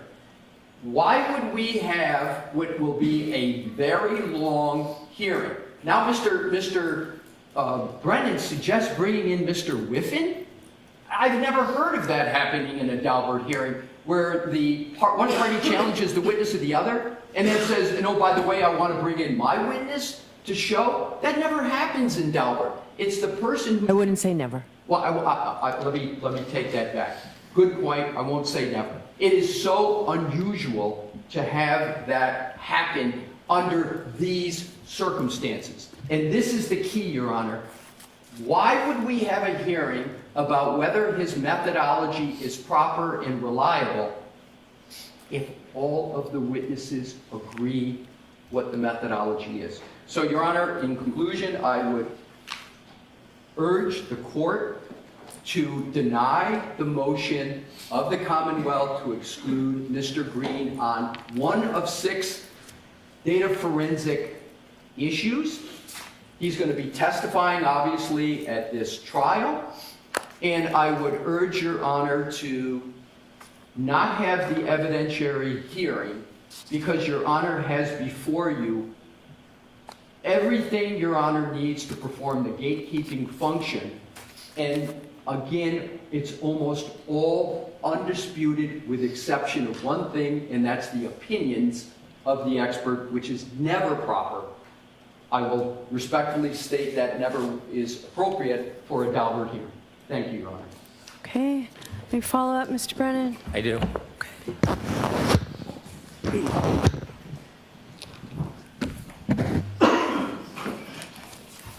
A little bit of knowledge of forensic data analysis can be dangerous. So when you hear representations or arguments that Mr. Whiffin's opinion that there may have been a connectivity issue is undermined because there was a picture of food which is suggested through a application search, misunderstands the basic premise that that's a cache picture. And that is meant for the user of a phone, for the user experience. And so there is cached items that are available without connection that register and come up quicker from a different source while it's waiting for a search to be conducted. It's simple, it can be explained, it's science, it's data. So when you take a little bit of data and you twist it because you misunderstand it or you want to advocate, that is the danger, and that's why it's best left to experts. What the defense apparently is mistaken about is that using a number of tools does not substitute for methodology. You can use one tool, you can use 30 tools. They're all going to say on the timestamp that how long to die in the code occurred at 2:27 on that browser. That is the time that was opened. That window was opened at 2:27.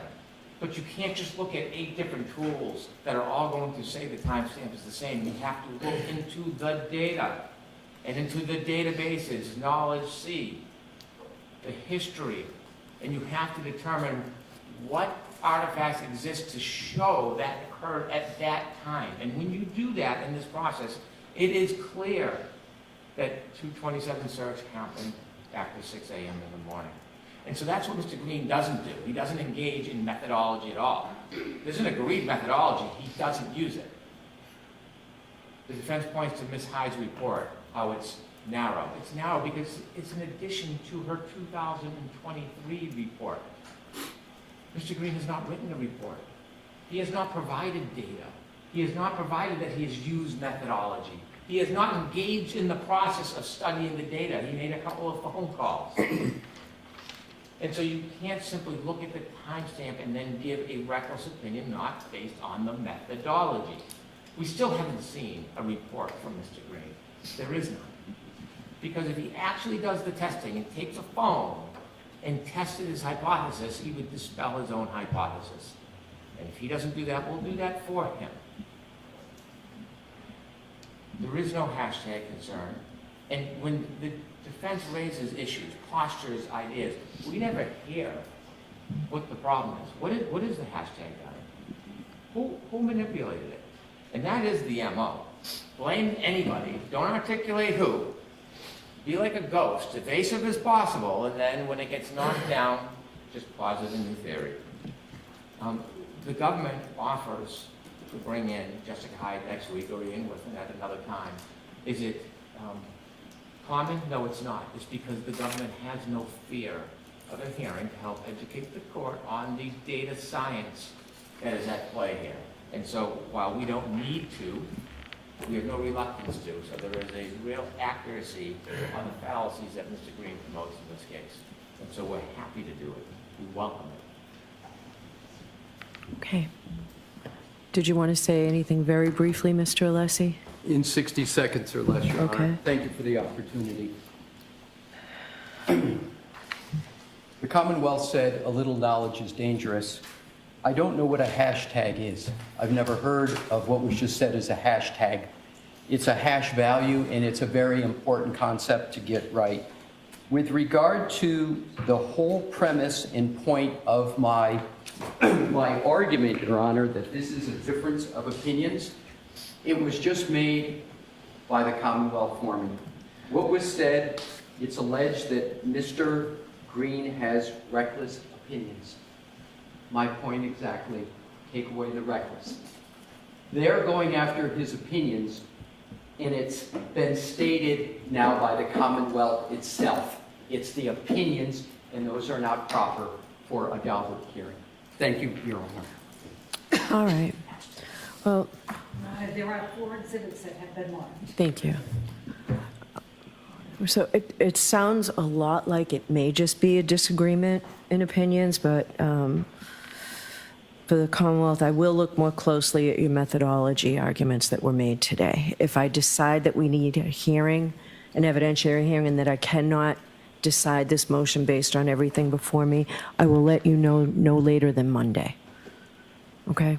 So we'll keep Yes, next thank you. week, and I'll let you know. All right. So, and not that I would exclude something simply because it takes a lot of time, but we really need to make sure we keep this case on track for the April 1st trial.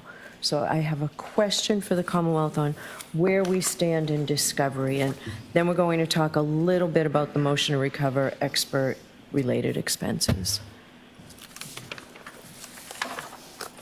Your Honor, we've been producing discovery as we've gone along to try to give the defense as much notice as we can. I had anticipated having discovery finished last week.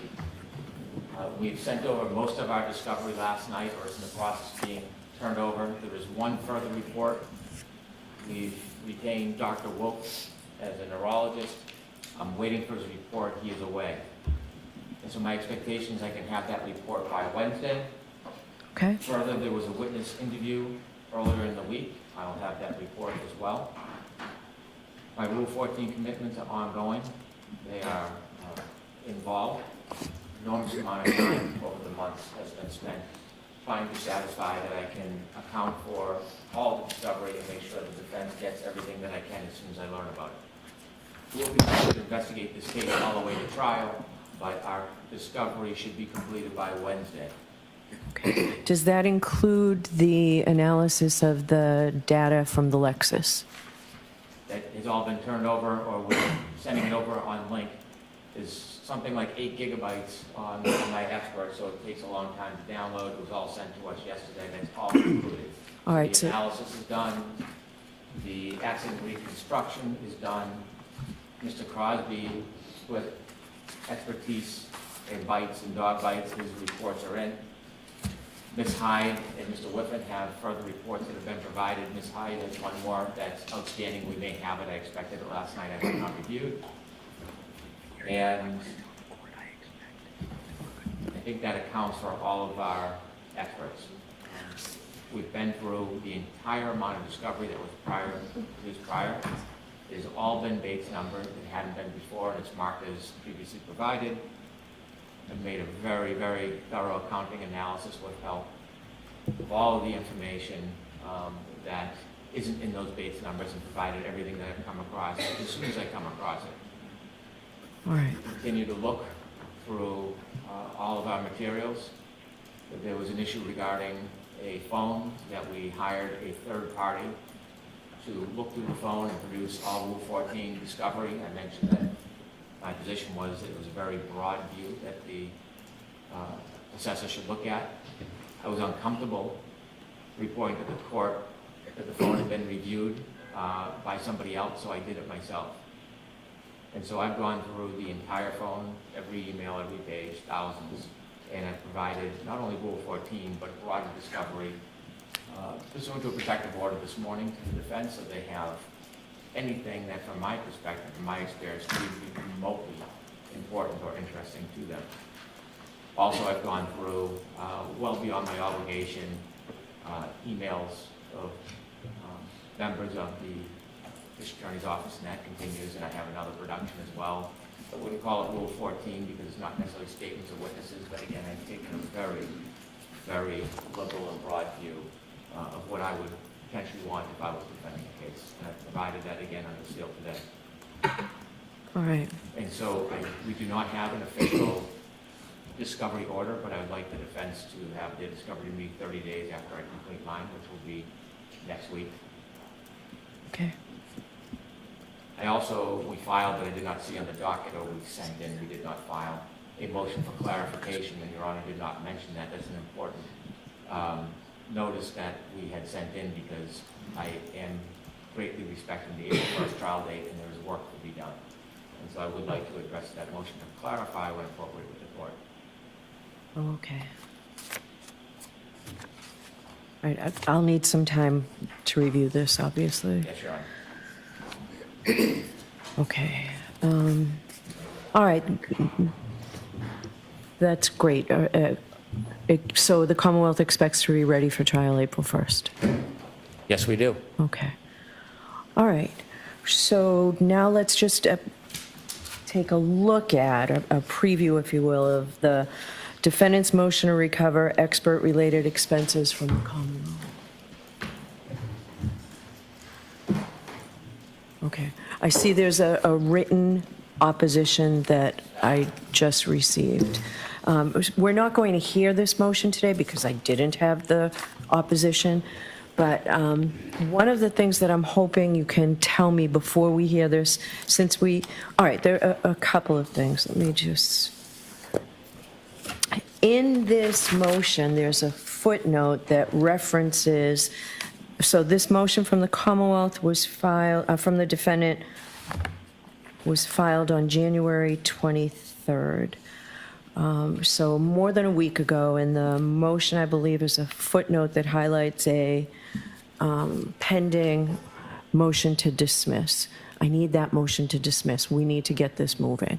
When will that, well, I'd like that filed next week so we can hear it next week. The reason that we haven't finalized it, the reason we haven't put the full contours on that motion is because we haven't received all the discovery. And I think it would be premature for us to figure out exactly what the parameters of our motion to dismiss are until we know exactly what the Commonwealth is putting in front of us in terms of a second trial. But as soon as we get that, we think that we have the grounds to bring that motion relatively quickly thereafter. So you expect to have everything to the defendants by Wednesday? I do, and really what's missing is a report from a neurologist, a witness interview that is really inconsequential, and Ms. Hyde has a report regarding a phone. That's all that's really left for discovery, so that's all I can say. All right, so if you get it by Wednesday, we're here Thursday and Friday. I'd really like to see something by Friday. You've obviously been working on it, even if we end up having to do it in piecemeal. We've been thinking about it, but we have not. I don't know what you mean by working on it. Yes, obviously we're working that direction, but Your Honor, there's no way for us to reasonably get that done by Friday. That's just, there's so many other things that we're dealing with, including hearings like this that keep coming up over and over and over. I'm not. The court knows we don't drag our feet. As soon as we get something, we act on it. I just can't promise that we could get it done by Friday. We are working on it, and we're not. So there's no strategy for us waiting, I promise you. Be prepared to discuss it next Friday. I will be looking for it very shortly thereafter, and we will have a hearing on it very shortly after that. So the Commonwealth is not going to have a whole lot of time to respond. Understood. So we need to come up with a scheduling order, or I've got a scheduling order that we need to discuss. But regarding this motion, what I need to know before I hear the motion on the expert-related expenses is what sort of protocol you all worked out. Maybe it's in the Commonwealth's opposition that I just saw. What sort of protocol was worked out? who was notified, what the arrangements were, how this all was set into play, and why there was a violation. I can certainly brief that for the court. We addressed it pretty significantly in our motion in terms of the conversations that were had, the expectations that we had, the protocol in terms of getting our expert out there from Arizona. No, what the agreement was, right? People don't just show up for the other side's expert. I just need to know what the agreement was for your expert to view this on that date. Most of this was reduced to email. I think it'd be Okay, so probably put a little it- bit more accurate for me to just go back and file a supplemental brief. Yeah, so Probably I one need, page. so I need all that information, what the Sure. plans were and why this is such egregious conduct. Sure, okay. I'll submit that won't take very long at all. Because then we'll address this next week. Okay, that's fine. All right. If we do not have an evidentiary Daubert hearing, do we need both days? Or does it make sense to schedule everything for Thursday?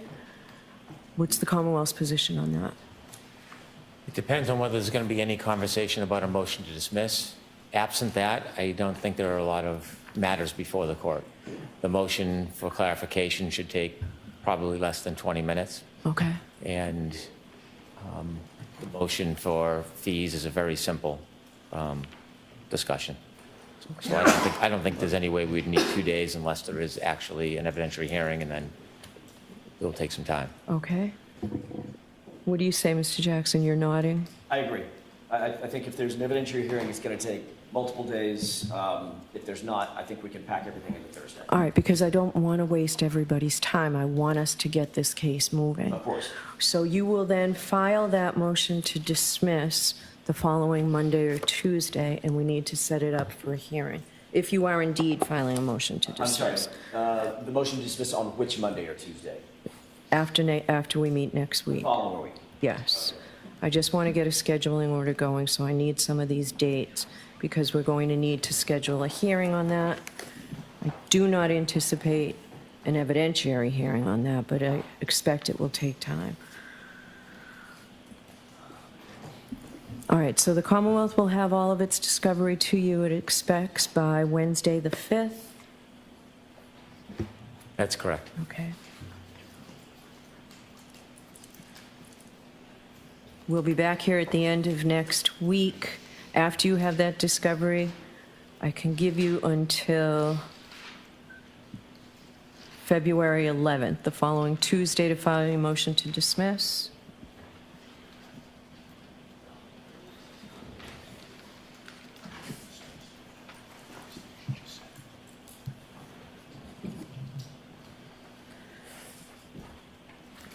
And Commonwealth, I'll give you until the 14th to file an opposition to the motion to dismiss. And let's hear it the following week.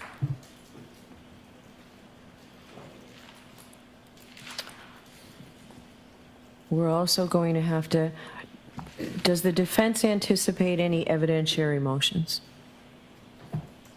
Yes, but I can't tell you exactly what those are, but in an abundance of caution, given the fact that we're expecting new information from the Commonwealth, I think the court can safely right. say yes. So February 21st, and I'll put this in writing, filing of all evidentiary motions, that can be an out-of-court date unless we choose that day to hear the motion to dismiss. Why don't we figure out what's your availability the week of the 17th? The 20th is actually the best day that week for us.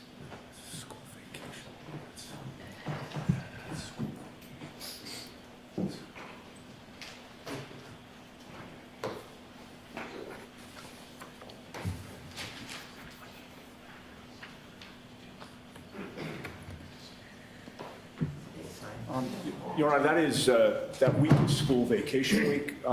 Both Mr. Jackson and I have young children, but one of us, I think, could probably be here on the 18th.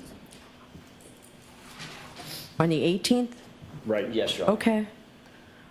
Well, all right, so I'd like you to get me, can the Commonwealth get me the opposition by midday on the 14th? So I'll have it to review over the weekend. I know you haven't seen it, so it's hard to figure out how much time you need. Is the Commonwealth available on the 18th? I'm available anytime. Okay. I mean, we'll put all our effort into it. If we have a problem, we could let the court know. Okay. We'll do our best. Okay. All right. Okay, so the 14th will be an out-of-court filing date. The 11th, an out-of-court filing date. So the motion to dismiss hearing will be on Tuesday, the 18th.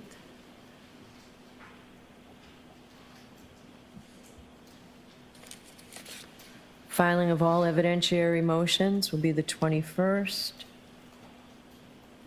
And that will be an out-of-court date.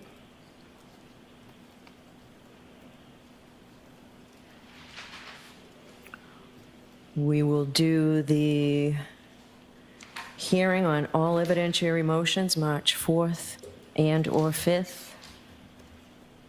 I'd like you to block off both days at this point.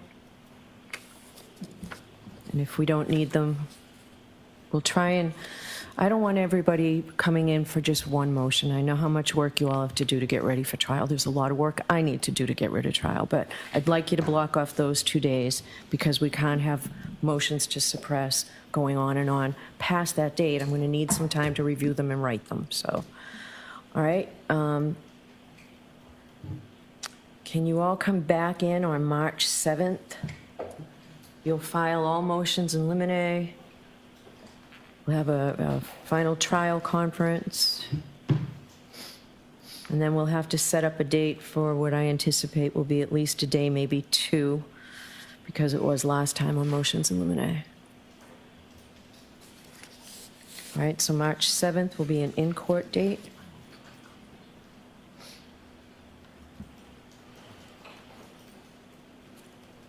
And file all motions in limine.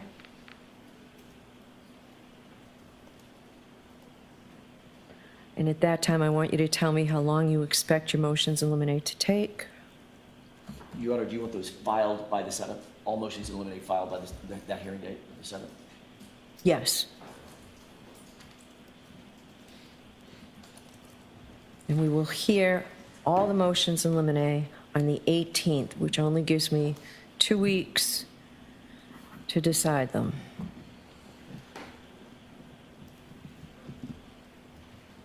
Because we're starting the trial on April 1st. Jury Commissioner's Office has been fantastic about getting us as many jurors as possible. And we'll talk about impanelment, obviously, a little bit later. All right.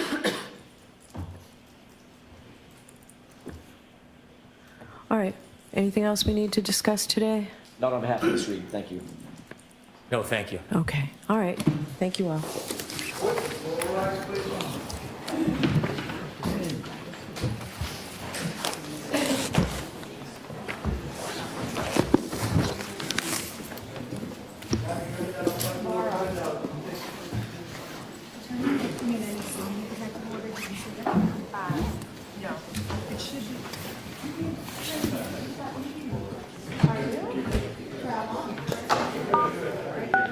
You are muted.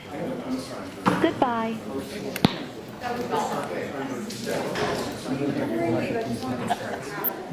The Muhammad Ali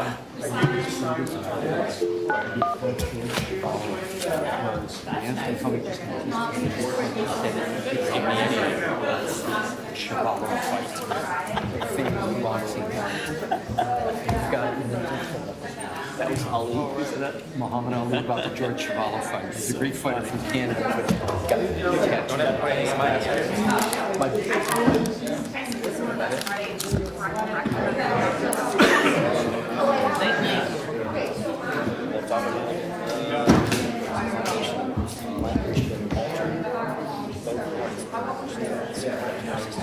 Yeah, I saw this and I candidly I didn't read it. So basically all it's doing is just making the record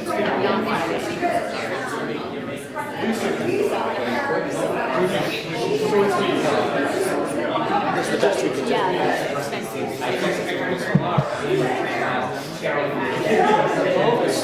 Smart.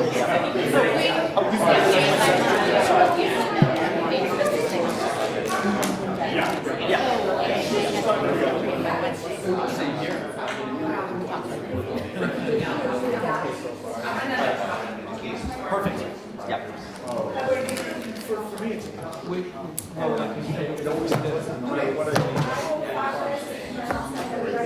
think today? I'm sorry. Thank you. You've got quite a better scoot to. I was hearing court. We're gonna have a district court, and I started. Hey, Rich, pleasure to meet you. Oh, no, well, listen. You've given us enough. He is hot. Did you get a shot of Gretchen Boss? You got a shot of her? Talking about It was a quick sense where I insulted that she left me out. The process. Yeah, well, I learn every day, and I learn faster now. Holly, how are you, sir? Sorry,